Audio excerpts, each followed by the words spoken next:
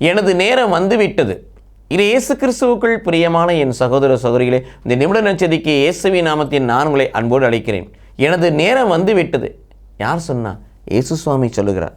யோவான் நற்செய்தி 17ஆம் அதிகாரத்தில் பாடுகள் நெருங்குகிற அந்த காலத்திலே ஆண்டவர் சொல்லுகிற வார்த்தை, எனது நேரம் வந்துவிட்டது. ஆனால் பணி வாழ்வை தொடங்குகின்ற பொழுது முதலாக கானாவூ திருமணத்தில் அந்த அற்புதத்தை, தண்ணீரை திராட்சை ரசமாய் மாற்றுகிற அந்த அற்புதத்தை நிகழ்த்துகின்ற பொழுது அன்னை மரியாள் இயேசுவிடத்தில் கேட்கின்ற பொழுது, மரியாளிடத்தில் தாயினிடத்தில் இயேசு சொன்ன வார்த்தை யோவான் நற்செய்தி 2ஆம் அதிகாரம் 4, இன்னும் என் நேரம் வரவில்லையே, ஏனம்மா அதை இடத்தில் சொல்லுகிறேன்னு சொன்னார்கள். ஆனால் இங்கே அவர் அது அற்புதத்துக்காய் சொன்னார். ஆனால் இங்கே அவர் நேரம் வந்துவிட்டது என்று சொன்னார்.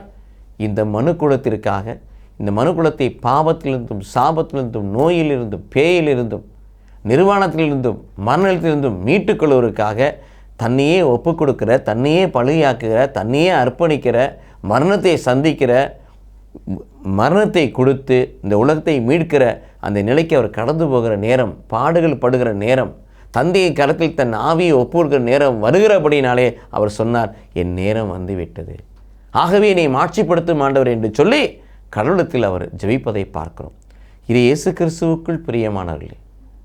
இறைவார்த்தையை நம்மை சந்திக்கின்ற பொழுதெல்லாம், தூய ஆவியார் ஆட்கொள்ளுகின்ற பொழுதெல்லாம், கடவுள் மீது நாம் நம்பிக்கை கொள்ளுகின்ற பொழுதெல்லாம், பரிசுத்த வாழ்வில் நாம் கடந்து போகின்றதெல்லாம், ஆண்டவருக்கு பிரியமான கனிகளை கொடுக்கின்ற பொழுதெல்லாம், கடவுள் நமக்கு கொடுத்த நேரம் நமக்குள் வந்துவிட்டது என்பதை உணர வேண்டும்.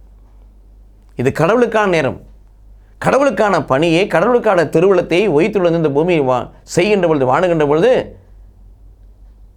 கடவுள் நம்மை அணுகுகிற, நேசிக்கிற, அரவணைக்கிற, அன்பு செய்கிற, மகிமைப்படுத்துகிற நேரம் வந்துவிட்டது என்று சொல்லி அவருக்குள் வாழ்வோம். கடவுள் நம்மை ஆசீர்வதிப்பாராக. ஆமென்.